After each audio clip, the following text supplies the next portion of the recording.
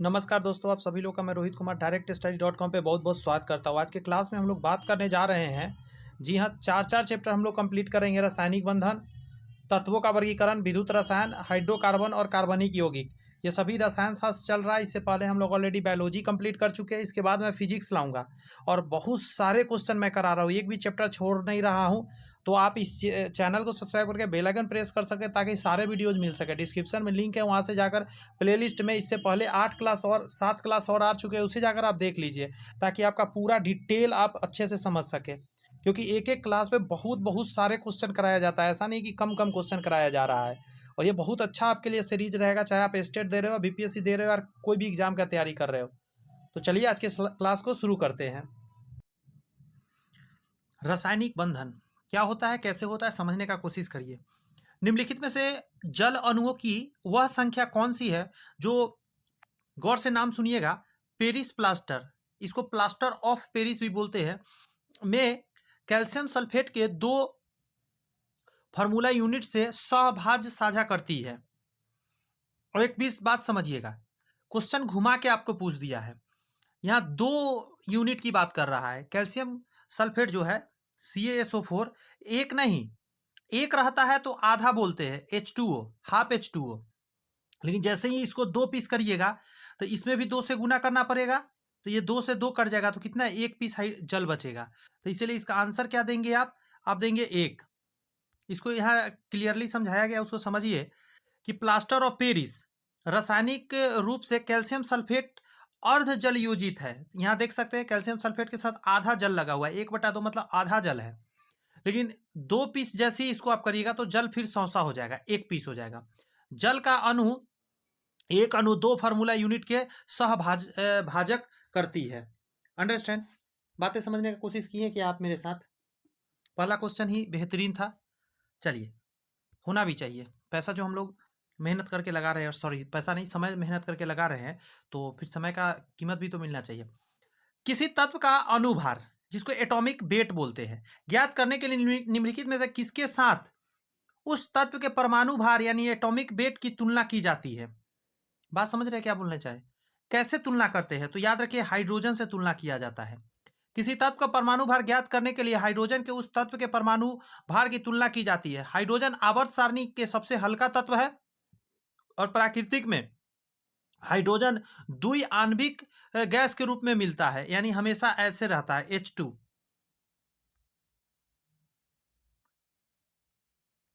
Question पढ़ेंगे और गौर करेंगे जरा। लिखा गया है कि किस रासायनिक अभिक्रिया में विभिन्न यौगिक बनने के लिए 2 यौगिकों के बीच बॉन्ड या आयन का विनिमय होता है? किसके बीच? 2 कह रहा है, डबल, तो उसको बोलते हैं दोहरी विस्थापन अभिक्रिया, डबल डिस्प्लेसमेंट रिएक्शन। मतलब एक का आइटम दूसरे पर चला जाता है, दूसरा वाला इस पर आ जाता है, मतलब डबल डिस्प्लेसमेंट हो रहा है।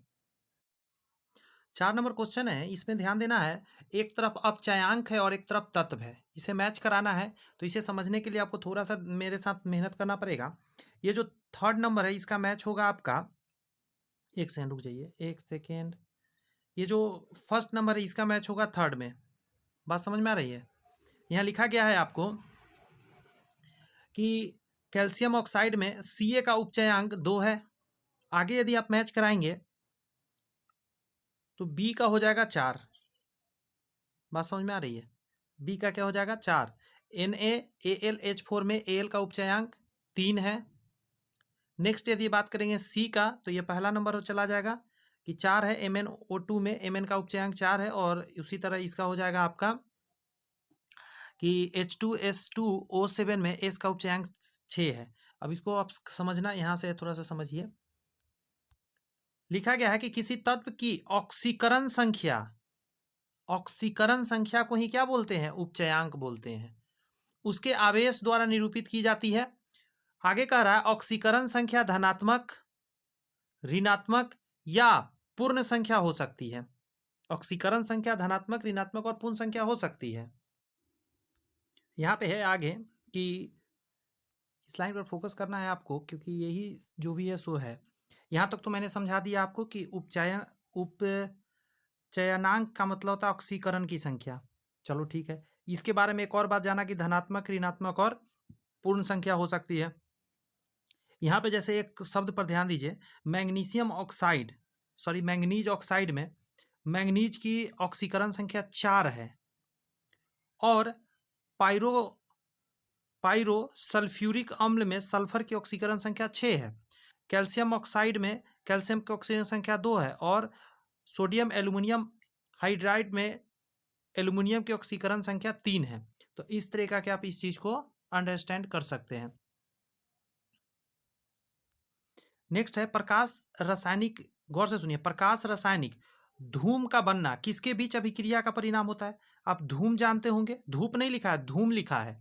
तो इसके लिए याद रखिएगा, यहां ध्यान दीजिए, प्रकाश रासायनिक धूम जो होता है, एक तो है नाइट्रोजन डाइऑक्साइड और फिर है ओजोन और peri sorry peroxyacetyl nitrate के बीच सूर्य का प्रकाश की उपस्थिति में बन जाता है ऐसा।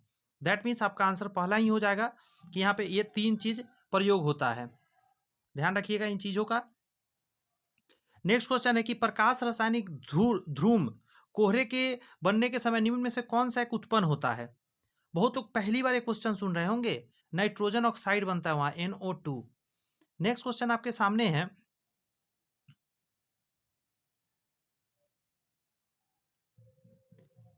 नेक्स्ट है निम्नलिखित में से कौन सा रासायनिक परिवर्तन के उदाहरण है। आपके ऑप्शन है सोडियम क्लोराइड का क्रिस्टलन क्रिस्टलन नेक्स्ट है बर्फ का गलना, दुग्ध अस्कंदन। आगे कह रहा है नीचे दिए गए कूट का प्रयोग कर सही उत्तर चुनिए। तो एक चीज समझिएगा, यहाँ पे इसका आंसर आप देंगे, क्वेश्चन क्या था, रासायनिक परिवर्तन के उदाहरण है, तो बर्फ का गलना रासायनिक परिवर्तन का उदाहरण नहीं है। आगे कह रहा है सोडियम क्लोराइड का क्रिस्टल, ये भी नहीं है, लेकिन दूध का स्कंदन है, तो आंसर सिर्फ बी दीजिएगा। अब क्यों हो रहा है इसको समझने के लिए थोड़ा सा यहाँ पे मेहनत करना पड़ेगा मेरे साथ। जब एक पदार्थ किसी अन्य पदार्थ के साथ संयुक्त होकर एक नए पदार्थ का रचना करता है तब रासायनिक परिवर्तन घटित होता है। सोडियम क्लोराइड का क्रिस्टल रासायनिक परिवर्तन नहीं है, क्योंकि यह जल वाष्प के उपरांत नमक को पुनः प्राप्त किया जा सकता है। इसी प्रकार बर्फ को पिघलना एक उत्क्रमणीय परिवर्तन है, परंतु दूध का खट्टा होना एक रासायनिक परिवर्तन है, क्योंकि उत्क्रमणीय नहीं है। एक नए पदार्थ का निर्माण होता है, जो दही है उसको आप दोबारा दूध नहीं बना सकते, तो केमिकल रिएक्शन है। अगला प्रश्न में है कि निम्नलिखित में कौन सा कमजोर बंधन कौन है। तो आप एक चीज ध्यान रखिएगा, हाइड्रोजन बंध बहुत कमजोर होता है। हाइड्रोजन बंधन अन्य बंधनों की तुलना में बहुत कमजोर होता है, चाहे दोहरा बंध हो, एकल बंध हो या तीसरा बंध हो। Single bond, double bond, triple bond की बात हो रही है। जंग लगना क्या है, एक रासायनिक परिवर्तन है, लेकिन ध्यान रखिए जंग लगने में देखिए क्या होता है, रेडॉक्स अभिक्रिया होता है, रिडक्शन और ऑक्सीजन मिलाकर किया जाता है। तो इसको क्या देना अच्छा रहेगा, सी नंबर आंसर देना अच्छा रहेगा। करा है अभिक्रिया में ऑक्सीकरण एवं अपचयन दोनों प्रक्रियाएं होती है। ये अपचयन क्या है, ऑक्सीकरण तो आप जानते हैं, ये रिडक्शन को ही अपचयन बोलते हैं और ऑक्सीकरण को उपचयन के नाम से हम लोग जानते हैं। ये सब शब्द पे थोड़ा सा ध्यान रखना है। आगे कहा जा रहा है, एकदम गौर कीजिएगा कि ऑक्सीकरण की अभिक्रिया में इलेक्ट्रॉन मुक्त होता है। वेरी वेरी इंपॉर्टेंट लाइन, अपने लाइफ का सबसे बेस्ट जानिए। ऑक्सीकरण में क्या होता है, इलेक्ट्रॉन मुक्त होता है, यानी इलेक्ट्रॉन गया यानी धनायन बना, इलेक्ट्रॉन मुक्त हुआ। और अपचयन की अभिक्रिया में इलेक्ट्रॉन जुड़ते हैं, दैट मीन्स निगेटिव हो जाता है, वो उस पर निगेटिव हो जाना मतलब इलेक्ट्रॉन आ गया उस पर, बात ध्यान रखिएगा। मतलब आज के बाद याद रखिए, इलेक्ट्रॉन का जाना यानी हटना, ऑक्सीकरण हो रहा है, इलेक्ट्रॉन जो ले रहा है वहां पे क्या हो रहा है, अपकरण हो रहा है। नेक्स्ट क्वेश्चन है कि निम्नलिखित में कौन सा एक धनायन नहीं है, धन आयन नहीं है। तो सल्फेट जो होता है याद रखिए वो ऋण आयन होता है। यहां देखिए कहा जाता सल्फेट आयन धनायन की श्रेणी में नहीं आता है, क्योंकि इस पर ऋण आवेशित होता है, जबकि एल्युमिनियम हो गया, कॉपर हो गया और जिंक हो गया ये धनायन होता है। इसका एक ट्रिक दे देता हूं, जितने भी मेटल्स होते हैं सारे धनावेश बनाते हैं, क्योंकि वो इलेक्ट्रॉन दे देते हैं, और जितने नॉन मेटल होते हैं वो इलेक्ट्रॉन लेते हैं, यानी कि वो क्या बनाते हैं, ऋण आयन बनाते हैं। हाइड्रोजन को छोड़ के हाइड्रोजन अपवाद में आता है। किसी तत्व के तुल्यांकी भार तथा संयोजकता का गुणनफल किसके बराबर होता है। फॉर्मूला यहां पे लिखा है, परमाणु भार बराबर होता है तुल्यांकी भार गुने संयोजकता, तुल्यांकी भार गुने संयोजकता। तो पूछा था कि किसी तत्व के तुल्यांकी भार तथा संयोजकता का गुणनफल क्या होता है, तो परमाणु भार कहलाता है। सी नंबर आंसर हो जाएगा। नेक्स्ट प्रश्न है आपके सामने, बेंजीन के लिए निम्न में से कौन सा कथन सत्य है? करेक्ट बताना है बेंजीन के बारे में। आपको सूत्र यहां देख सकते हैं, C6H6 होता है बेंजीन का सूत्र, आप जानते होंगे कैसा बनता है, ऐसे ऐसे ऐसे ऐसे ऐसे ऐसे होता है बेंजीन। बेंजीन में यहाँ डबल बॉन्ड, यहाँ डबल बॉन्ड, तो यहाँ डबल बॉन्ड होता है और इस सब पे हाइड्रोजन लगा रहता है। अब यहाँ पे कार्बन होता है। अब देखिएगा जरा, इधर से 2 बॉन्ड तैयार हुआ, 1 बॉन्ड यहाँ तैयार हुआ, 1 बॉन्ड इस तरफ से तैयार हुआ, यानी टोटल यहाँ पे 4 बॉन्ड चाहिए था, 4 बॉन्ड बन जाता है, इसीलिए एक एक छोड़ के डबल बॉन्ड होता है। आइए अब पढ़ते हैं जरा, यहाँ पिक्चर में दिखाया। पहला कह रहा है इसमें 6 सिग्मा तथा 6 पाई बंद होते हैं। अब ये क्या सही क्या गलत है, सही बताना है, तो आइए सी नंबर पढ़ते हैं। सी नंबर में कह रहा है इसमें 12 सिग्मा तथा 3 पाई बंद होते हैं। यहाँ कहा जा रहा है बेंजीन एक हाइड्रोकार्बन है जिसका सूत्र C6H6 होता है। इसमें 6 कार्बन परमाणु और 6 हाइड्रोजन परमाणु होते हैं। एक रिएक्शन ही बना देता हूं बगल में, 1 2 3 4 5 और एक 6, यहाँ यहाँ यहाँ यहाँ यहाँ यहाँ यहाँ डबल बॉन्ड, तो यहाँ डबल बॉन्ड, यहाँ डबल बॉन्ड, और इन सभी में हाइड्रोजन लगा देते हैं। सब में है हाइड्रोजन, माइंड में रखिएगा, इधर लास्ट में लिखने में नहीं बन रहा है, मुझे ध्यान रखिएगा। अब आइए क्वेश्चन पर पढ़ते हैं। हमने यहाँ पढ़ रहा था, मैं नीचे थ्योरी पढ़ रहा था, मैं कलर अब चेंज कर लूँ जरा, येलो ले लेता हूँ। अब देखिएगा जरा, मैं ये कह रहा था कि बेंजीन एक क्या है, तो हाइड्रोकार्बन है। ये तो दिख ही नहीं रहा है यार, इसको लेते हैं। हाइड्रोकार्बन है जिसका सूत्र क्या है, C6H12 है। कह रहा 6 कार्बन परमाणु होते हैं। देख लीजिए 6 कार्बन परमाणु है, गिन सकते हैं, 1 2 3 4 और 5 और 6 है। ठीक है, 6 है। आगे कहता है, आगे कहता है 6 हाइड्रोजन परमाणु है। आप चारों तरफ 6 हाइड्रोजन देख सकते हैं। कह रहा है प्रत्येक कार्बन परमाणु एक बंध से हाइड्रोजन से और 2 अन्य निकटवर्ती कार्बन परमाणु से संबंधित होता है। तो आप देख सकते हैं ये जो कार्बन है, इधर कार्बन से और इधर कार्बन से जुड़ा हुआ है और एक हाइड्रोजन से जुड़ा हुआ है। अब आइए, अब इसको हटा देते हैं। अब आपने अच्छे से पिक्चर देख लिया, तो ये बात समझ में आया, 2 हाइड्रोजन से और 2 अन्य निकटवर्ती कार्बन परमाणु से, सॉरी, एक हाइड्रोजन से और 2 अन्य कार्बन परमाणु से जुड़ा होता है। कहा जाता है कार्बन का चौथा बंध युग्म बंध के रूप में उपस्थित माना जाता है। कार्बन का चौथा बंध जो होता है युग्म बंध के रूप में उपस्थित माना जाता है। इसमें 12 सिग्मा एवं 3 पाई बंध होते हैं। कितना, 12 सिग्मा हो गया और 3 पाई बंध होते हैं, ध्यान रखना इस बात को। ये कह रहा है सूची 1 को सूची 2 से मिलाना है, यौगिक है, एक तरफ अणु का आकार है। आसान है, कोशिश करेंगे, आपको पता चल जाएगा। देखिए ये जो लिखा गया है CnH3, ये है त्रिकोणीय पिरामिड के अंतर्गत आता है। अगर CH3F की बात करें तो ये आता है चतुष्फलकीय। जैसे जैसे आपको माइंड में है उस तरीका के लगाइए, आपका सही हो जाएगा। ये जो है C नंबर वो रैखिक होता है, और HCHO जो होता है त्रिकोणीय समतली होता है। अब देखिए किसमें ऑप्शन में है, वही आंसर आपका हो जाएगा। A का 2, B का 1, C का 4, ऑप्शन नंबर बी आपका आंसर हो जाएगा। ठीक है, फिर से एक बार देख लिए, NH3 जो बनाता है वो त्रिकोणीय पिरामिड बनाता है, इसका अणु का आकार होता है, और HCN का होता है रैखिक, HCHO का होता है त्रिकोणमितीय समतली, CH3F का होता है चतुष्फलकीय।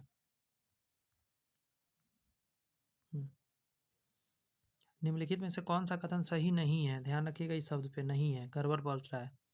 तो यहाँ ये गड़बड़ है, कह रहा है डी नंबर में कि सहर्ष प्रक्षेपण में रेखीय एक दूसरे को 120 डिग्री के कोण पर आनत होती है। जी नहीं, ये गड़बड़ लिखा गया है। पहला पढ़िए जरा, सही है वो। फिशर प्रक्षेपण अणु को एक ग्रसित रूपन में दर्शाता है। न्यूमैन प्रक्षेपण को ग्रसित, सांतरित और विषमतलीय समरूपनों में दर्शाया जा सकता है। सी नंबर का रहा अणु का फिशर प्रक्षेपण उसका सर्वाधिक स्थायी समरूपन होता है। तो ये सारी बात सही थी, गड़बड़ कौन थी, ये वाला लाइन गड़बड़ था लिखा गया।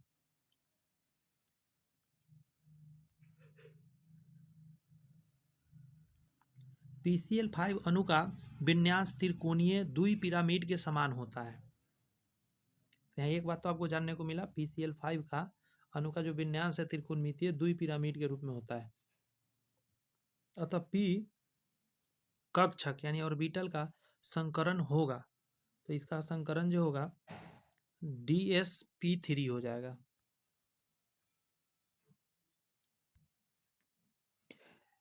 एक तत्व का परमाणु क्रमांक 8 है। सोडियम के साथ एक यौगिक बनाने के लिए इसे कितने इलेक्ट्रॉन प्राप्त करना होगा?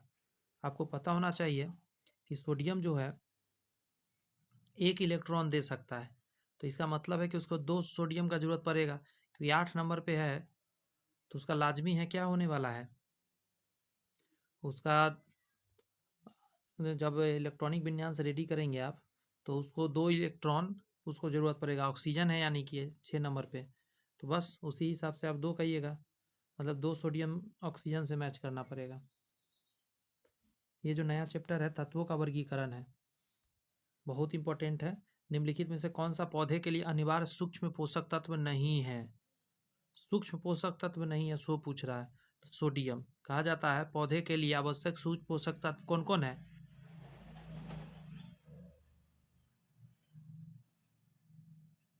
पढ़ा आपने? नाइट्रोजन हो गया, फास्फोरस हो गया, पोटेशियम हो गया, लोहा हो गया, बोरॉन हो गया, जिंक, तांबा, manganese, sulphur, chlorine, calcium, magnesium, molybdenum, ये सब है। किंतु सोडियम हो गया, कोबाल्ट हो गया, निकल हो गया, ये पौधे के लिए आवश्यक पोषक तत्व में नहीं आता है।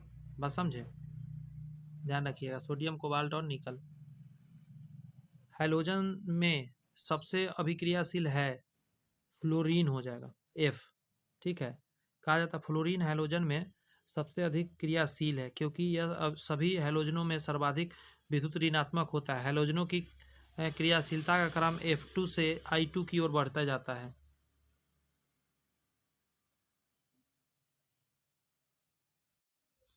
रासायनिक तत्व के बारे में कह रहा है कि रासायनिक तत्वों की आवर्त सारणी के बारे में कथन पर विचार करिए। पहला है, किसी एक आवर्तक के अनुदिश आयनन विभव धीरे धीरे कम होता है। दूसरा पॉइंट, तत्वों के किसी एक वर्ग में जैसे जैसे परमाणु भार बढ़ता है इलेक्ट्रॉन बंधुता कम होता है। नेक्स्ट है, किसी निर्दिष्ट आवर्तक में जैसे जैसे परमाणु संख्या बढ़ती है ऋणात्मकता कम होती जाती है। आगे क्वेश्चन में है कि कौन सा कथन सही है। 3 कथन आपने अभी पढ़ा है ना, देखिए यहाँ पे उससे समझ में आ जाएगा कि कौन सही कौन गलत। आवर्त सारणी के आवर्त में, हम गौर से याद करिएगा इस चीज़ को, आवर्त सारणी के आवर्त में बाएं से दाएं, ये शब्द पर ध्यान रखिएगा, किधर से किधर, बाएं से दाएं, मतलब इस तरफ से इस तरफ की तरफ, ध्यान रखिएगा, किधर से इधर की तरफ, बाएं से दाएं, इसी को बोलेंगे। जाने पर परमाणु आकार घटने से आयनन विभव बढ़ता है, तो एक से ये पहला गड़बड़ हो गया, क्योंकि जैसे जैसे आकार परमाणु का बढ़ेगा, परमाणु का आकार घटने से आयनन विभव बढ़ता है, आगे परमाणु का आकार घटता है। इसका एक लॉजिक बताते हैं, समझ में आ जाएगा आपको। जैसे जैसे ये जो लाइनिंग होता है ना आवर्त में, तो पहला में मान के चलिए 2 सेल वाला है, तो अगला भी 2 सेल वाला होगा, सब 2-2 सेल वाला होगा। लेकिन इसके पीछे एक लॉजिक काम करता है। इसमें बाहर 1 इलेक्ट्रॉन है, इसमें बाहर 2 इलेक्ट्रॉन है, इसमें बाहर 3 इलेक्ट्रॉन है, इसमें 4 इलेक्ट्रॉन। अब होगा क्या कि बाहर वाला में जितना ज़्यादा इलेक्ट्रॉन होगा ना, सेंटर से उसका खिंचाव उतना ज़्यादा होता है। इस वजह से क्या होता है, वो छोटा पड़ जाता है। सेल तो ठीक है, 2 ही को कक्षा है सभी में, लेकिन इससे क्या होगा, ये थोड़ा छोटा हो जाएगा, उससे छोटा ये हो जाएगा, उससे छोटा ये हो जाएगा, ऐसे करके हो जाता है। बात समझे?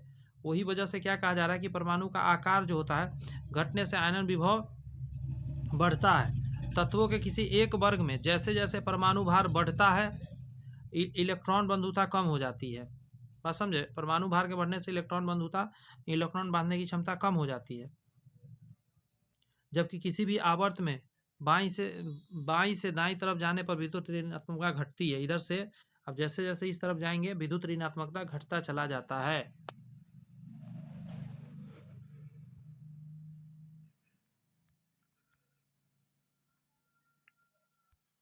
इसमें पहला कथन में कह दिया है कि रासायनिक तत्वों की आवर्त सारणी में इलेक्ट्रॉनिक बंधुता किसी एक वर्ग में सदैव ऊपर से नीचे की ओर बढ़ता है। ऊपर से नीचे कर रहा है कि मैं क्या कर दिया, ऊपर से कर रहा है नीचे की ओर बढ़ता है। आगे है कि किसी एक वर्ग में परमाणुीय त्रिज्या सामान्यतः ऊपर से नीचे की ओर बढ़ती है। ये सही बात है। ऊपर से नीचे की तरफ आइएगा ना तो बढ़ता चला जाता है। तो इसका हो जाएगा क्या, ये तो सही है लेकिन ये गड़बड़ लिखा गया है। यहाँ से समझ लीजिए क्यों गड़बड़ सर्वर हो गया है। कह रहा है रासायनिक तत्व की आवर्त सारणी में इलेक्ट्रॉनीय बंधुता किसी एक वर्ग में ऊपर से नीचे की ओर जाने पर घटती है, जबकि किसी वर्ग में ऊपर से नीचे की ओर जाने पर परमाणुीय त्रिज्या बढ़ती है। तो ऊपर से नीचे जाने पर क्या होता है, इलेक्ट्रॉनिक बंधुता घट जाता है लेकिन परमाणुीय त्रिज्या बढ़ जाता है। अब खुद सोचिए ना, इतना समझदार तो आप हो ही सकते हैं।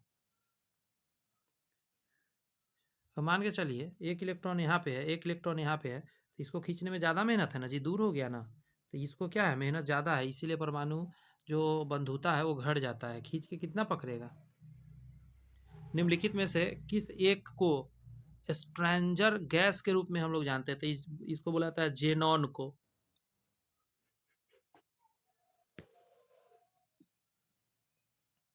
जेनॉन को अपरिचित गैस कहते हैं। यह बहुत अक्रिय तथा वायु में अधिक भारी होता है, वायु से अधिक भारी भी होता है। निम्नलिखित धातु युग में से किस एक से क्रमशः सबसे हल्की धातु और सबसे भारी धातु है। बहुत आसान क्वेश्चन हो गया, जानते हैं। इसमें एक चीज ध्यान रखिएगा, लिथियम जो है ना 3 नंबर वाला, हाइड्रोजन हीलियम लिथियम, 3 पे लिथियम सबसे हल्का है और ऑस्मियम सबसे भारी है, तो बी नंबर आंसर देना अच्छा रहेगा। अब इसको समझने के लिए थोड़ा सा नीचे पढ़िए। आवर्त सारणी में लिथियम सबसे हल्की धातु है जिसका परमाणु क्रमांक 3 है और घनत्व अगर देखा जाए 0.53 kg पर लीटर है। यह बहुत मुलायम होती है। आगे कहता है ओस्मियम बहुत कठोर होता है जिसका घनत्व ज्ञात तत्वों में सबसे अधिक है। जितना तत्व है ना उसमें सबसे ज़्यादा घनत्व वही रखे हुए अकेले। अभी क्वेश्चन को यहाँ से समझिए।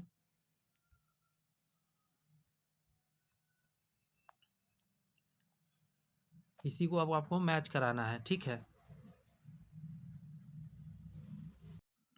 अगर आप इसको गौर से देखेंगे एक ट्रिक पर सेट है, आराम से आप बना लेंगे। जैसे एक चीज़ आप जानते होंगे तो आप कहेंगे क्या सर, तो मैं बताता हूँ। ये तो आप लोग सब आदमी जानते हो, बहुत यूट्यूब चलाते हैं ना। एक प्रतिघाती धातु जो जल में विस्फोट करता है, तो सोडियम है ना जी, सोडियम को पानी में डाल देंगे तो क्या होगा, आवाज़ लग जाएगा। अच्छा एक और बात, इस पूरे में एक ही अक्रिय गैस है, तो कौन है, नियॉन है, और तो कोई ऑप्शन में है नहीं। ये भी आप टिक लगा सकते हैं। अच्छा तरल कौन है, तरल है लाल रंग वाला, तो एक ही वाला तरल है जी इसमें, और तरल आपको दिख रहा है कहीं पे, बताइए, बच्चा भी बता देगा। और गहना में किसको प्रयोग किया जाता है, ये कौन नहीं बता पाएगा, बताइए। हर कोई बच्चा बच्चा जानता है कि सोना कहीं प्रयोग होता है, गहना में। तो ऐसे करके आप सारा मैच करा लिए, नहीं बेचारा नाइट्रोजन ऐसे ही टिका रह गया। एक ऑप्शन इसके लिए बना देते हैं, 78% वायुमंडल में कौन है, तो नाइट्रोजन है। आगे क्वेश्चन कह रहा है कि परमाणु तत्व संख्या 29 किसमें संबंधित है, आपसे पूछ रहा है किस ब्लॉक से है। तो इसको कैसे पकड़िएगा, तो इसका लिखा गया है, देखिए यहाँ पे आपके सामने नीचे 2 8 18। तो देखिए 1s2 2s2 2p6 3s2 3p6 4s1 3d10। अंतिम, आगे कह रहा है अंतिम इलेक्ट्रॉन कक्षा में प्रवेश करेगा।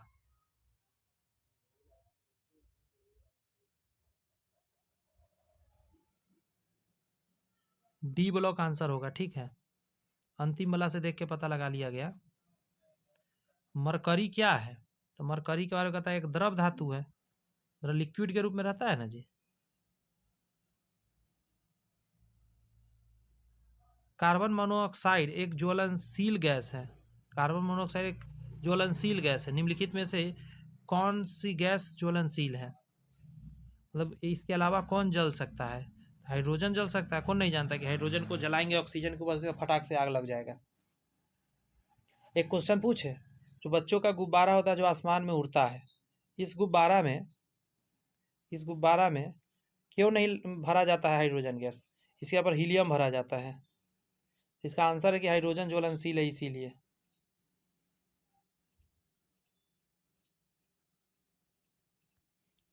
वायु में हाइड्रोजन जब जलने लगती है तब पैदा होती है। हाइड्रोजन जल के क्या बनाएगा? जल बनेगा, क्योंकि वो ऑक्सीजन में जलेगा तो पानी ही ना देगा जी। तीसरे और चौथे समूह के ऑक्साइड का समान अनुधर्म गुणधर्म क्या होता है? चौथा समूह मतलब चौथा लाइन जो ऐसे ऐसे ऊपर से नीचे की तरफ लाइन बनाया ऐसे ऐसे, तो ये चौथा नंबर लाइन, पहला दूसरा तीसरा चौथा, ये जो चौथा वाला लाइन हुआ इसी लाइन के बारे में पूछ रहा है। ठीक है, तो आप उसका आंसर देंगे। कह रहा है चौथा जैसी लाइन पे जाएंगे, आवर्त सारणी के तीसरे और चौथे ऑक्साइड का सामान्यतः गुणधर्म और एसिडिक होता है, मतलब बेसिक और एसिटिक दोनों होता है। एक जो है ऑक्साइड उभयधर्मी कहलाता है, एल्युमिनियम इसी के अंतर्गत आता है। ठीक है, भूपट्टी में सर्वाधिक पाया जाने वाला तत्व बहुत आसान है। सबसे ज़्यादा क्या हो सकता है? भूपट्टी की बात करें ऑक्सीजन होगा। भूपट्टी पर द्रव्यमान प्रतिशत के रूप में ऑक्सीजन 46.8% है, सिलिकॉन 27.72% है, कैल्शियम 3.65% है, कार्बन 0.6% है। निम्नलिखित में से विश्व यानी यूनिवर्स में कौन सा सर्वाधिक पाया जाने वाला तत्व है? तो हाइड्रोजन हो जाएगा। हाइड्रोजन इसलिए हो जाएगा क्योंकि जितने बड़े बड़े तारा है, ग्रह से जितना तारा होगा उससे ज़्यादा ग्रह हो सकता है। ऐसा नहीं कि हर मतलब तारा का ग्रह होगा ही होगा। सपोज कीजिए कि हर तारा का ग्रह होगा उसके चारों तरफ, फिर भी उसका कितना बड़ा साइज है तारा का, आप खुद देखिए। सैकड़ों ग्रह समा जाएगा एक एक स्टार में। महाविस्फोट के पश्चात जब ब्रह्मांड का निर्माण हुआ तो इसमें 3/4 से अधिक हाइड्रोजन था। 3/4 से अधिक, समझ रहे हैं? 4 भाग में 3 भाग हाइड्रोजन और 1/4 हीलियम था। अध्यात्म स्थिति तब कुछ प्रतिशत हाइड्रोजन का ही ज्वलन हो सकता है। अधिकांश हाइड्रोजन आज भी विद्यमान है, अतः स्पष्ट है कि ब्रह्मांड में सर्वाधिक पाया जाने वाला तत्व हाइड्रोजन है, जबकि भूपट्टी पर सर्वाधिक पाया जाने वाला तत्व ऑक्सीजन है। भूपट्टी ध्यान रखना, उसमें भी मत हाइड्रोजन टाप देना है। कह रहा है सबसे अधिक क्रियाशील धातु कौन सा है? तो सोडियम। पानी में डालते ही आग लग जाता है। अब यहाँ दे दिया है कि अगर तत्व में बात करिएगा तो पोटासियम हो गया, तो धातु की बात करिएगा, एक मिनट, हम इसे ध्यान ही नहीं दिया। ऑप्शन में पोटेशियम था क्या जी? सॉरी, इसका डी आंसर हो जाएगा। पोटेशियम यहाँ था। सोडियम से ज़्यादा रिएक्टिव पोटेशियम होता है, ध्यान नहीं दिया मैंने। पोटेशियम हो गया, उसके बाद सोडियम हो गया, फिर कैल्शियम हो जाएगा, फिर आयरन हो जाएगा। आप जानते हैं कैल्शियम को, आप देखे हैं, ये भी बहुत रिएक्टिव है। सबसे भारी प्राकृतिक तत्व कौन सा है? भारी ऑस्मियम है, लेकिन ऑप्शन में नहीं है तो यूरेनियम दीजिए। अच्छा सॉरी, धातु नहीं था, तत्व था, तो यूरेनियम हो जाएगा। सबसे भारी प्राकृतिक जो तत्व है यूरेनियम है, जिसका परमाणु भार 238.03 है तथा इसका घनत्व जो है 19.05 प्रति ग्राम प्रति घन सेमी होता है। कौन सी गैस नोबेल गैस कहलाती है? Hydrogen, helium. हीलियम हो जाएगा ऑप्शन के हिसाब से। बहुत सारा है, 6 है, अभी बता दे। हाइड्रोजन, हीलियम, वो तो मैं आवर्त सारणी के 18वें तत्व में जो सबसे लास्ट में है 6 तत्व है। हीलियम हो गया, नियॉन हो गया, आर्गन हो गया, क्रिप्टन हो गया, जेनन हो गया और रेडन हो गया। ये सभी सामान्यतः क्या है? रासायनिक क्रिया नहीं करता है, सभी क्या अक्रिय गैस है। ये गैसें उत्कृष्ट धातुओं जैसे कि प्लेटिनम और गोल्ड के साथ मुक्त अवस्था में पाई जाती है। इसमें रासायनिक क्रियाशीलता का अभाव होता है। उत्कृष्ट गैसें या नोबेल गैसें कहलाती है। निम्नलिखित में से किस गैस की प्रतिशत मात्रा आयतन में वायुमंडल में सबसे कम है? सब वायुमंडल में सबसे कम क्या होगा? तो ऑप्शन के हिसाब से यदि आप देखिएगा तो वायुमंडल का पूछ रहा है। देखिए ये तो 21% है, ये तो बहुत है। ये 78% है। ऑप्शन में बचा आर्गन और कार्बन डाइऑक्साइड। आर्गन ज़्यादा है हमको लग रहा है, पर ये तो वायुमंडल में आयतन की दृष्टि से आयतन पूछ रहा है। नाइट्रोजन लगभग 78% पाई जाती है। ऑक्सीजन का दूसरा स्थान है जो वायुमंडल में लगभग 20.95% है।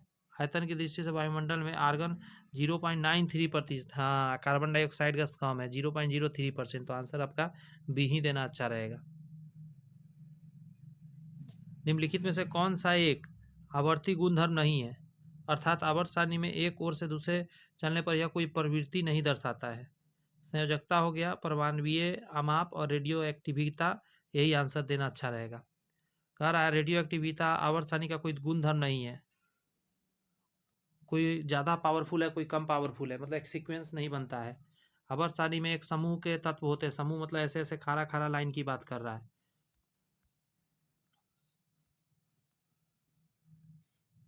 आवर्तसानी के एक समूह के तत्व क्या होते हैं? समान रासायनिक गुण धर्म के होते हैं, ये सही बात है। आवर्तसानी रासायनिक तत्वों को उसके संगत विशेषज्ञों के साथ एक सारणी के रूप में दर्शाने की व्यवस्था है। वर्तमान में ज्ञात 116 तत्व जिसमें शामिल है, जिसमें मेंडलीफ ने 1869 ईस्वी में तत्वों का एक सारणी में व्यवस्थित करने के विकसित किया था। मोस्ले ने मॉडर्न पीरियोडिक टेबल बनाया जो कि परमाणु संख्या के आधार पर बनाया, और पुराना वाला जो मेंडलीफ बनाया था परमाणु द्रव्यमान पर था। आवर्त सारणी में वो कौन सा तत्व है जो सर्वाधिक संख्या में यौगिक बनाता है? तो कार्बन हो गया। कार्बन से ज़्यादा कोई यौगिक नहीं बना पाता है। कार्बन तत्व सर्वाधिक संख्या में यौगिक बनाता है। इसका मुख्यतः कार्बन श्रृंखला करने की जो चतुः संयोजकता होती है, अर्थात कार्बन परमाणु अन्य परमाणु या समूहों के 4 संयोजकता बंधनों से बंधित कर सकता है। मतलब 4 से वो कनेक्ट होके श्रेणी बनाता है। वे कौन से तत्व है जो कक्षा तापमान और मानक दाब पर द्रव में है? हीलियम, क्लोरीन, पारा और ब्रोमीन। तो पारा और ब्रोमीन आंसर हो जाएगा। ठीक है, पारा और ब्रोमीन आंसर हो गया। कह रहा है आधुनिक आवर्त सारणी में 5वें आवर्त में कितने तत्व रखे गए हैं? तो 5वां आवर्त पूछ रहा, मतलब पहला, दूसरा, तीसरा, चौथा, 5वां, ऐसे लंबा। इसमें हो जाएगा 18 है 5वां में। नया चैप्टर हमारा है वैद्युत रसायन। वैद्युत रसायन, पहला क्वेश्चन आपके सामने है। निम्नलिखित पदार्थ युग्मों में से कौन सा टॉर्च लाइट, विद्युत क्षरक यानी सेबर आदि साधनों में सामान्यतः प्रयुक्त आवेश बैटरियों में इलेक्ट्रोड के रूप में प्रयुक्त होता है? जितने भी बैटरी होते हैं, सीधा कह रहा है उसमें इलेक्ट्रोड क्या चीज़ का बनाया जाता है? तो उसको बनाया जाता है, हम लोग जानते हैं, निकेल और कैडमियम का। ठीक है, इलेक्ट्रोड की बात कर रहा है, इसको समझिए जरा। कहा जा रहा है कि टॉर्च हो गया, विद्युत क्षरक, सेवर आदि जो साधन है, प्रयुक्त आवेश जो बैटरिया इलेक्ट्रोड के रूप में निकेल और कैडमियम का प्रयोग किया जाता है। इन बैटरियों में निकेल हाइड्रोक्साइड धनात्मक कैथोड के रूप में तथा कैडमियम हाइड्रोक्साइड ऋणात्मक इलेक्ट्रोड के रूप में रहता है। निकेल कैडमियम बैटरियों में निम्नलिखित रासायनिक अभिक्रिया हो रही होती है, जैसे यहाँ पे देख सकते हैं ये रिएक्शन हो रहा है, ये काम का आपके नहीं है। बस मेनली आपको ये लाइन याद रखना है, निकेल क्या काम कर रहा होता है। तो निकेल जो है, चूंकि ये मेटल है, तो मेटल क्या करा, विद्युत धनात्मक वाला बनाता है, इसीलिए धनात्मक बना रहता है। हाइड्रोक्साइड धनात्मक इलेक्ट्रोड का काम कर रहा होता है, कैडमियम जो होता है वो ऋणात्मक इलेक्ट्रोड का काम कर रहा होता है। आयनीय यौगिकों से संबंधित निम्न कथनों पर विचार करिए। आयनीय यौगिक एल्कोहल में अविलय होता है, एल्कोहल में अविलय होता है। तो आप एक चीज समझिए जरा कि जितने भी आयनिक यौगिक है, जैसे सोडियम क्लोराइड है, पानी में घुल जाता है। आयनिक यौगिक जो होता है वो कार्बनिक जितने भी मतलब एल्कोहल में अविलय हो जाता है। बट एक चीज ध्यान माइंड में रखिएगा, यही अगर पानी देगा कि आयनिक यौगिक पानी में विलय है, तो हाँ विलय है। आय कहता है ठोस अवस्था में आयनीय यौगिक विद्युत के उत्तम चालक होते हैं। देखिए आयनिक यौगिक की बात कर रहा है, बात समझ में आ रही है? तो एक चीज समझिएगा जरा, आयनिक यौगिक ठोस अवस्था में नहीं, वो एक्वस अवस्था, पानी में घुलने पर वो विद्युत का चालन करता है। सूखा नमक के अंदर बिजली नहीं जाता, भींगा नमक के अंदर या पानी में घुलने के बाद नमक में। देखिए आयनिक यौगिक वे विद्युत अपघट्य होते हैं जो पानी में विघटित होकर धनायन और ऋणायन में टूटते हैं। अंडरस्टैंड? किंतु ये यौगिक कार्बनिक विलयकों जैसे एल्कोहल हो गया, एसीटोन में आदि में विलय नहीं होते हैं, क्योंकि ये अध्रुवीय प्रकृति के होते हैं। आगे कहता है ठोस अवस्था में आयनिक यौगिकों में इलेक्ट्रॉन गतिशील अवस्था में नहीं होते, इसीलिए इलेक्ट्रॉन अपने क्रिस्टल लेटिस में बंधे होते हैं, इसलिए विद्युत में सुचालक नहीं होते हैं, उसको पानी में घोलना जरूरी होता है। शुष्क सेल यानी बैटरी में निम्नलिखित में से किसका विद्युत अपघट्यों के रूप में प्रयोग होता है? बैटरी में क्या रहता है? सूखा सेल में कुछ तो ऐसा रहता होगा, तो उसको बोलते हैं अमोनियम क्लोराइड और जिंक क्लोराइड। ऑप्शन पहला सही होगा। शुष्क सेल में अमोनियम क्लोराइड और जिंक क्लोराइड का पेस्ट भरा रहता है, जिसमें कोई द्रव प्रयुक्त नहीं किया जाता है। पेस्ट की आर्द्रता से ही इसमें विद्युत धारा का प्रवाह होता रहता है। निम्नलिखित अधातु में से कौन सा एक विद्युत का मंद चालक नहीं है? मंद चालक नहीं है सो पूछ रहा है आपसे। तो आंसर होगा सिलीनियम, यह मंद चालक नहीं है, ये अच्छा चालक हो जाएगा। ये जो है फास्फोरस, ब्रोमीन और सल्फर, ये सब जो है अच्छा चालक नहीं है। आगे रहा विद्युत परिष्करण के दौरान विशुद्ध धातु कहां पर एकत्रित होते हैं?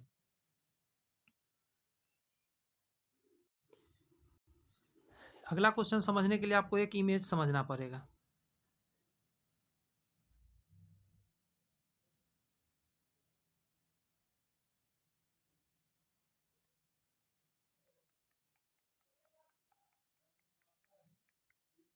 अब देखिए जरा समझिए यहाँ पे क्या मैं बोल रहा हूँ। ये जो है पतला वाला ना, ये कैथोड है, और ये मोटा वाला जो है ये है एनोड। और आपको पता होना चाहिए एनोड जो होता है अशुद्ध होता है, अशुद्ध। अशुद्ध मोटा लगाया जाता है, शुद्ध धातु का जो बना होता है वो पतला लगाया जाता है। ये टूट टूट कर कहाँ जमते जाता है, जमते जाता है इस पर जमता है। ये जितना जमा है ना सब शुद्ध है। वही कह रहा है कि विद्युत परिष्करण के दौरान विशुद्ध धातु कहाँ पर एकत्रित होता रहता है? तो कैथोड पर एकत्रित होते रहता है, एनोड से टूट टूट कर। एनोड इसीलिए मोटा बनाया जाता है, ये शुद्ध करने का तरीका है। तो इसे एक बात क्लियर हो गया कि विद्युत परिष्करण के दौरान शुद्ध जो है धातु धातु ऋण होता है, यानी इलेक्ट्रोड कैथोड पर इकट्ठा होता है। इस प्रक्रिया में शुद्ध धातु एनोड के रूप में, देखिए शुद्ध धातु कहा ना, सॉरी शुद्ध धातु एनोड के रूप में था, शुद्ध कैथोड के रूप में इकट्ठा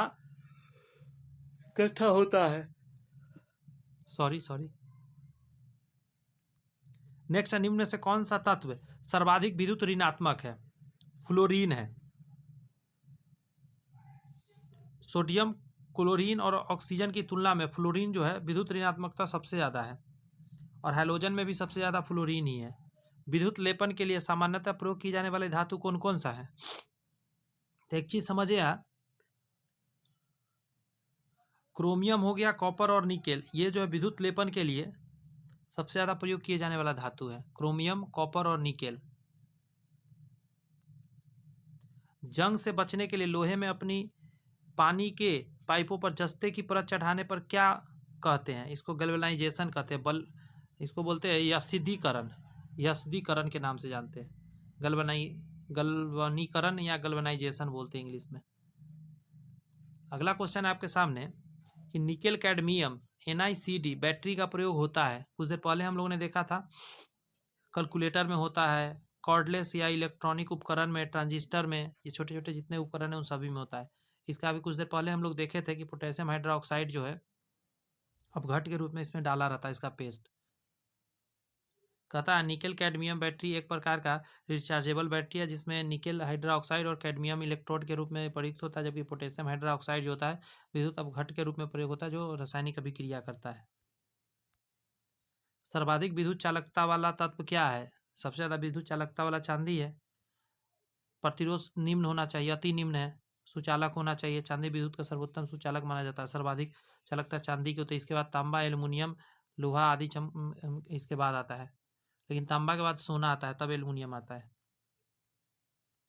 तांबा या निकेल जैसी धातुओं से बने गहनों को जब सोने के लवण वाले घोल में डाला जाता है तब उन पर सोने की एक पतली परत चढ़ती है। समझ रहे हैं? तांबा हो गया या निकेल हो गया, जैसी धातु से बने गहनों को जब सोने के लवण वाले घोल में रखा जाता है करे तब इसे सोना की एक पतली परत चढ़ जाती है। आगे कहा जा रहा है विद्युत अपघटन प्रक्रिया द्वारा एक धातु की सतह पर दूसरे धातु की परत चढ़ाने की प्रक्रिया विद्युत लेपन कहलाती है। ऑप्शन नंबर सी आंसर हो जाएगा। तांबा या निकेल जैसी धातु से बने गहनों को सोने के लवण वाले घोल में रखकर विद्युत धारा प्रवाहित करने से इन धातुओं के गहनों पर सोने की एक पतली परत चढ़ जाती है।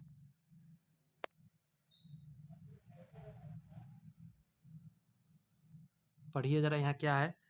पहला कूट कर रहा है, ये सब नहीं यहाँ पढ़ना होगा, क्वेश्चन यहाँ पे है। कथन पहला में कह रहा है सभी द्रव विद्युत चालक होते हैं। अब बताइए जरा, क्या ये हमेशा सही है? जितने भी द्रव है सब विद्युत का चालन करते हैं? शुद्ध पानी करेगा? नहीं ना करेगा, तो गड़बड़ बात हो गया। निम्न दाब और उच्च वोल्टता की दशा में द्रवों को चालक बनाया जा सकता है, ये सही है। बात समझे कि निम्न दाब होना चाहिए, प्रेशर कम होना चाहिए, उच्च वोल्टता की दशा में द्रव को चालक बनाया जा सकता है। अगला क्वेश्चन है आपके सामने कि कैथोड रक्षण के रूप में ज्ञात प्रक्रिया द्वारा उत्सर्ग एनोड जहाजों और भूमिगत पाइपलाइनों के जंगों को जंग लगने से बचाता है। निम्नलिखित धातु में से कौन सी एक उत्सर्ग एनोड के लिए प्रयुक्त नहीं की जा सकती है? तो टीन नहीं किया जा सकता। क्यों? उसको पढ़िए। एक से अधिक क्रियाशील धातु का उपयोग कर लोहे का संक्षरण से बचाने की प्रक्रिया कैथोडी रक्षण कहलाती है। जिंक, मैग्नीशियम और एल्युमिनियम धातु लोहे से अधिक क्रियाशील होता है, अतः इसका उपयोग उत्सर्ग एनोड के रूप में किया जाता है। जबकि टीम लोहे से कम क्रियाशील होता है, इसका उपयोग एक उत्सर्ग एनोड के रूप में नहीं किया जा सकता। नेक्स्ट पॉइंट में है स्वच्छ जल में विद्युत धारा पारित करने के लिए निम्नलिखित में से कौन सा एक जाल में डाला जाएगा? तो आंसर क्या हो जाएगा? नींबू का रस। क्योंकि नींबू के रस में सिट्रिक अम्ल उपस्थित होता है। एक अम्ल का जलीय विलयन आयनों की उपस्थिति के कारण विद्युत धारा का चालन करता है। स्वच्छ जल में विद्युत धारा प्रवाहित करने के लिए नींबू का रस डालना पड़ेगा। किसी शुष्क सेल में विद्युत का उत्पादन, शुष्क सेल है, विद्युत का रासायनिक ऊर्जा में होता है। शुष्क सेल में रासायनिक ऊर्जा द्वारा विद्युत का परिवर्तन हो जाता है, रासायनिक ऊर्जा बदलता है विद्युत ऊर्जा में। एक मानक हाइड्रोजन इलेक्ट्रोड के मामले में निर्वाध इलेक्ट्रोड विभव शून्य नहीं होता है, यही बात कह रहा है। एक मानक हाइड्रोजन इलेक्ट्रोड के मामले में निर्वाध जो इलेक्ट्रोड विभव शून्य नहीं हो सकता है।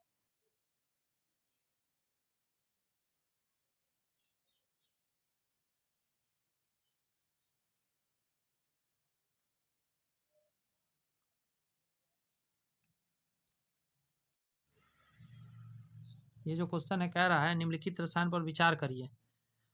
बेंजीन है, कार्बन टेट्राक्लोराइड है, सोडियम हाइड्रोक्साइड और टाइक्लोरोएथिलीन है। उपयुक्त में कौन सा धंसे निर्जल धुलाई यानी ड्राई क्लीनिंग का प्रयोग किया जाता है? ड्राई क्लीनिंग में याद रखना पड़ता है आपको कि आप पानी वानी का यूज नहीं खाली कर सकते, तो इसका आंसर ये सभी है।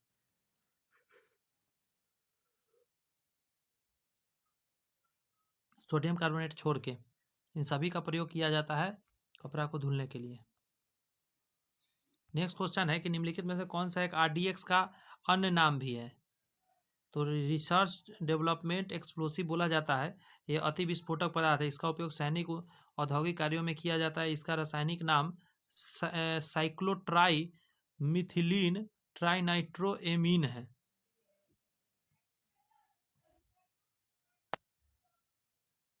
इसे साइक्लोनाइट के नाम से भी जाना जाता है, तो आंसर क्या हो जाएगा? डी, साइक्लोनाइट।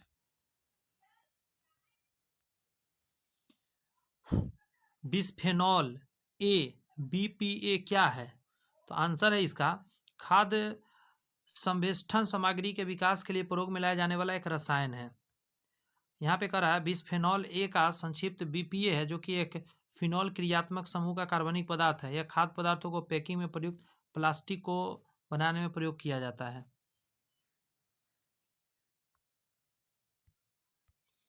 निम्नलिखित गैस युग्मों में से किसका मिश्रण खानों में अत्यधिक होने वाले विस्फोटों का कारण बनता है? तो आपका आंसर हो जाएगा ऑक्सीजन में एसिटिलीन। कुछ देर पहले हम लोग देखे भी थे। ये क्वेश्चन कह रहा है कि निम्नलिखित में से किस एक को विस्फोटक की तरह प्रयोग में लाया जाता है?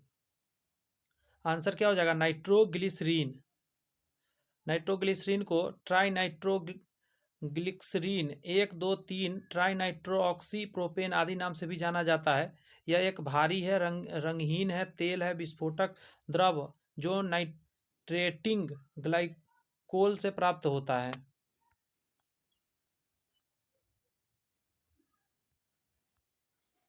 शर्करा उद्योग के उपोत्पाद की उपयोगिता के संदर्भ में निम्नलिखित में कौन सा एक कथन सही है? तो आंसर हो जाएगा इसका कि खोई को ऊर्जा उत्पादन के लिए जैव मात्रा ईंधन के रूप में प्रयोग किया जाता है। आगे हो जाएगा आपका जो सही हो जाएगा 3 नंबर हो जाएगा, सीरे को एथेनॉल उत्पादन के लिए प्रयोग किया जा सकता है। अब यहाँ पे उससे समझ लीजिए डिटेल में कि खोई को ऊर्जा उत्पादन के लिए प्रयोग किए में लाया जाता है। आगे कहता है सीरा जो कि सस्ती होती है, सहजता से उपलब्ध होती है, इसका प्रयोग एथेनॉल के उत्पादन में होता है। सीरे को उर्वरक उत्पादन के लिए भी प्रयोग के लिए नहीं प्रयोग किया जाता है, क्योंकि शरीर सिरे में कैल्शियम, मैग्नीशियम और लौह नामक खनिज पाए जाते हैं, जबकि कृत्रिम रासायनिक उर्वरकों में अर्थात नाइट्रोजन, फास्फोरस और पोटेशियम होते हैं। आगे क्वेश्चन में है कि लेड पेंसिल में लेड का प्रतिशत कितना होता है? तो 0% होता है। अम्लीय पदार्थ के लिए पीएच मान 7 से कम तथा क्षार के लिए 7 से अधिक होता है।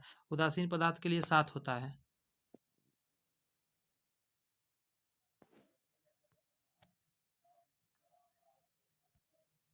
आगे कहा जा रहा है निम्न में से विषम चक्रीय यौगिक का उदाहरण कौन सा है? तो आंसर हो जाएगा आपका फ्यूरॉन। जब किसी चक्रीय संरचना में कार्बन के साथ साथ कोई अन्य परमाणु जुड़ता है तो उसे विषम चक्रीय कहा जाता है। आगे है कि कार्बनिक अपशिष्ट को वायु की मौजूदगी में अपघटित करने की प्रक्रिया को क्या नाम से जानते हैं हम लोग? उसको भस्मीकरण बोलते हैं। कि कार्बनिक अपशिष्ट को वायु की उपस्थिति में अपघटन भस्मीकरण कहलाता है। हरे कच्चे फलों की कृत्रिम ढंग से पकाने के लिए कौन सी गैस का प्रयोग होता है? तो आंसर हो जाएगा एथिलीन गैस का। एथिलीन C2H4 गैस का प्रयोग कच्चे फलों को पकाने में किया जाता है।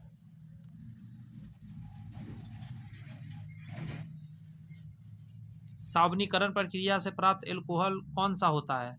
तो देखिए, वसा को जब सोडियम हाइड्रोक्साइड से मिलाया जाता है तो साबुन और ग्लिसरॉल बनता है। आंसर क्या हो जाएगा आपका? ग्लिसरॉल। नेक्स्ट है कि सूक्ष्म जीवों द्वारा कार्बनिक यौगिकों से एल्कोहल के उत्पादन को क्या कहते हैं? तो किण्वन की प्रक्रिया उसको बोला जाता है। जल के उपचार में चारकोल का प्रयोग किस रूप में किया जाता है? तो बताइए जरा।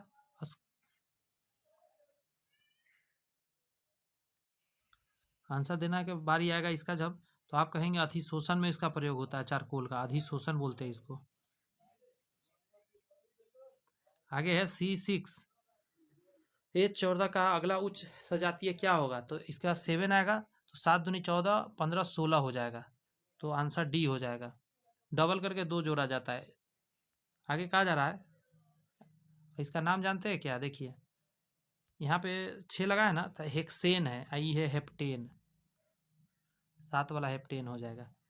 पीबीसी पॉलीविनाइल कार्बन किसके बहुलीकरण द्वारा प्राप्त किया जाता है? अच्छा क्वेश्चन, इसको बोलते हैं बेनाइन क्लोराइड। स्टाइरीन, स्टाइरीन से पॉलीस्टाइरीन, एसिटिलीन से बेंजीन और प्रोपीन से पॉलीप्रोपीन तैयार किया जाता है। बेनाइल क्लोराइड के बहुलीकरण से पीबीसी प्राप्त किया जाता है। निम्न में से कौन सा प्राकृतिक बहुलक है? प्राकृतिक सेल्यूलोज को बोलते हैं। प्राकृतिक बहुलक है, जबकि बेकेलाइट, पीवीसी और नाइलॉन कृत्रिम संश्लेषित है, लैब में बनाया गया। हीरे का 1 कैरेट किसके बराबर होता है? हीरे का 1 कैरेट होता है 200 मिलीग्राम के बराबर। ऑक्सी एसिटिलीन ज्वाला का तापमान होता है लगभग आंसर या 3200 डिग्री सेल्सियस। ये इंपॉर्टेंट क्वेश्चन है आपका बहुत ज़्यादा। कास्ट स्पिरिट क्या होता है? तो इसको बोलते हैं मेथिल एल्कोहल। इसका सूत्र होता है CH3OH। आप जानते हैं कि CH4 को मेथेन बोलते हैं, इसमें से एक हाइड्रोजन आता है तो मेथिल बनेगा, ये हो गया मेथिल। तो इसीलिए मेथिल और इसमें OH लगने से अल्कोहल हो जाता है, मेथिल अल्कोहल। नेक्स्ट है सीसा पेंसिल के निर्माण में किस सामग्री का उपयोग किया जाता है? तो आंसर हो जाएगा ग्रेफाइट का। सीसा पेंसिल के निर्माण में ग्रेफाइट का प्रयोग होता है। बैकेलाइट, फिनॉल और अन्य किसका बहुलक है? तो अभी थोड़ा देर पहले आपने देखा था कि बैकेलाइट, फिनॉल और फॉर्मेल्डिहाइड का संगठित बहुलक है। बात समझे? तो आंसर क्या दीजिएगा इसका? फॉर्मेल्डिहाइड। इस क्वेश्चन में कह रहा है कोयले की खान में प्रायः विस्फोट करने का वाली गैसें कौन सी होती है? तो कुछ देर पहले मैं बताया था, इसमें मेथेन हो जाता है। कोयले की खान में प्रायः विस्फोट मेथेन गैस CH4 के कारण होता है। वायु के संपर्क में आता है और आग लग जाता है इसमें। उष्मीयमान 55,000 जूल प्रति ग्राम होता है।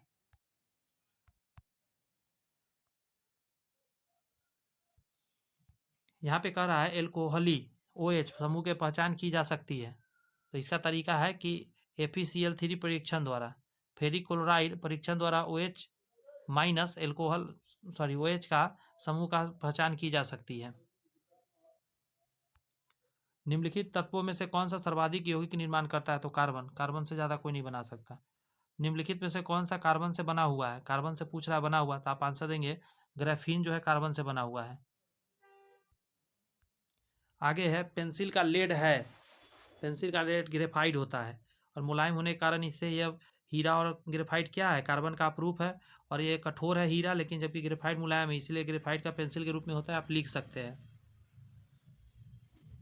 कार्बन की मात्रा अधिकतम होती है, कार्बन की मात्रा सबसे ज़्यादा किस लोहा में होता है, तो ढलवा लोहा में। ढलवा लोहा कहता है, ढलवा लोहा यानी पिग आयरन में कार्बन की मात्रा 3 से 5% से लेकर 4.5% तक हो सकती है, जो कि दिए गए विकल्प में पिटवा लोहा 0.04 से 0.08% होता है, स्टील में 1.5%, मिश्र धातु स्टील में 0.1 से लेकर 1% तक होता है, लेकिन 3 से 4%, 5% तक चला जाता है किस में, तो ढलवा लोहा में।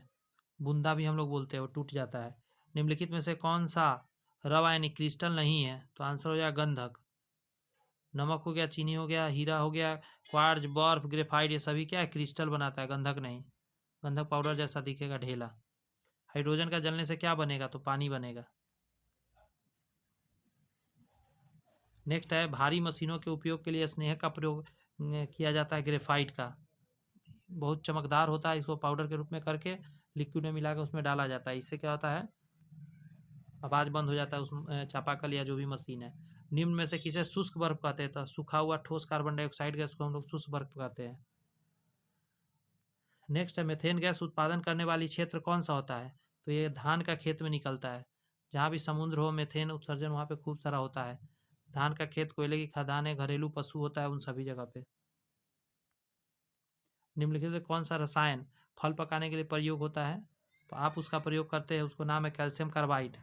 जब इसको आप डाल देते हैं CH2 तो एसिटिलीन के एजेंट के रूप में कार्य करने लग जाता है, बात समझे। फलों को पकाने में कैल्शियम कार्बाइड नमी के साथ साथ अभिक्रिया का एसिटिलीन गैस बनाता है।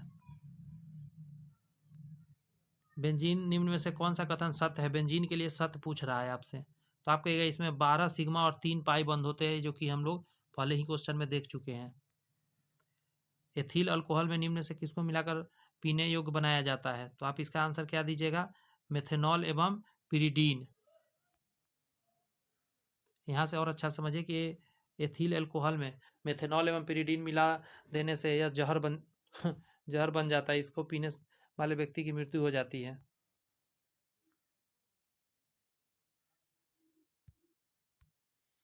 शक्कर के किण्वन से क्या बनता है, तो आपको पता होना चाहिए, दारू वगैरह बनाया जाता है। ग्लूकोज या फ्रुक्टोज से बनी गन्ने की शर्करा जिसका आणविक सूत्र C2H22O11 है के किण्वन से इथाइल एथिल अल्कोहल बनता है। ध्यान दीजिए, यहाँ कहा जा रहा है कि सीरा यानी मोसेसेस के उत्पादन के लिए अति उच्चतम कच्चा माल कौन सा है, तो एल्कोहल हो जाएगा इसका।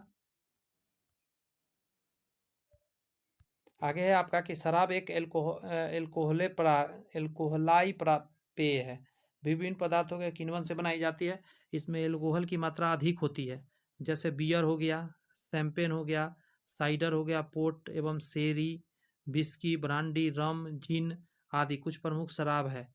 बियर में एल्कोहल की मात्रा सबसे कम या रम में सबसे ज़्यादा होती है। नीचे कुछ शराब के नाम दिए गए जिसके माल कच्चे माल देख लीजिए, मुझे पहली बार ऐसा मिल रहा है टॉपिक। सीरा कच्चा माल है, इससे बनाया जाता है रम अल्कोहल, जिसमें सबसे ज़्यादा 45 से 55% अल्कोहल होता है।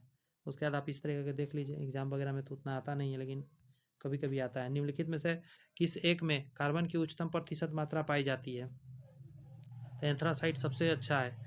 कोयले में सबसे अच्छा जो है एंथ्रासाइट है, कार्बन की मात्रा 85% से 98-95% तक होता है इसमें।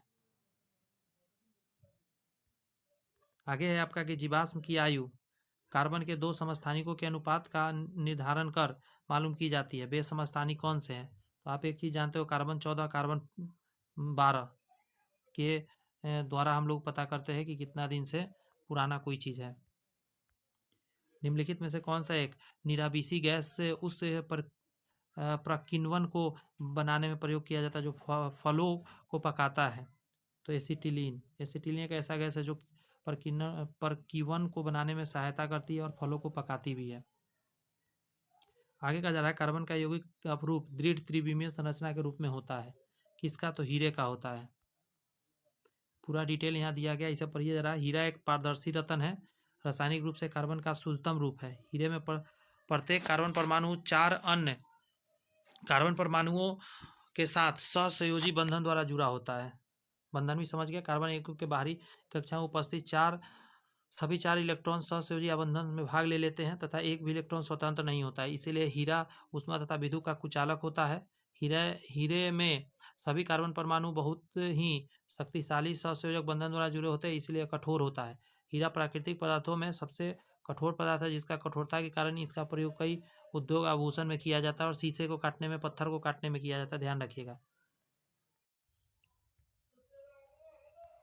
कहा जा रहा है कार्बन तथा ग्रेफाइट सल्कों का उपयोग परमाणु रिएक्टर में नाभिकीय विखंडन प्रक्रम द्वारा धारणीय नाभिकीय श्रृंखला अभिक्रिया के लिए विमंदक के रूप में प्रयोग किया जाता है। इस प्रक्रिया से क्या होता है, न्यूट्रॉन जो होता है धीरे धीरे बनता है, और जितना धीरे न्यूट्रॉन बनेगा उतना अच्छा क्या रहेगा कि अभिक्रिया आराम से होगा, वरना बम का रूप ले लेता है। निम्नलिखित में से कौन सा अच्छा स्नेहक है? स्नेहक में ग्रेफाइट ही सबसे बढ़िया होगा। स्नेहक मतलब जिससे कि मशीन अच्छा से चलता है। कार्बन का वह रूप जिसे ग्रेफाइट कहते हैं वो हो जाएगा हीरे की अपेक्षा बेहतर विद्युत चालक होता है, क्योंकि इसमें विद्युत के लिए फ्री इलेक्ट्रॉन्स होते हैं। शीशा के बारे में कहता है पेंसिल के निर्माण में निम्नलिखित में कौन सा प्रयोग होता है? बात समझे, शीशा लेड पेंसिलों के निर्माण में, तो आंसर हो जाएगा ग्रेफाइट का। आगे है हीरे के लिए निम्नलिखित कौन सा कथन सत्य नहीं है? तो इसका उपयोग स्नेहक के रूप में किया जा सकता है, ये गड़बड़ है। कह रहा प्रत्येक कार्बन परमाणु 4 अन्य कार्बन परमाणु से जुड़े रहते हैं, ये सही है। कार्बन परमाणु की त्रिविमीय जाल नेटवर्क संरचना होती है, ये भी सही है। इसका उपयोग कठोर औजारों में धार लगाने के लिए अपघर्षण के रूप में किया जाता है, ये भी सही है।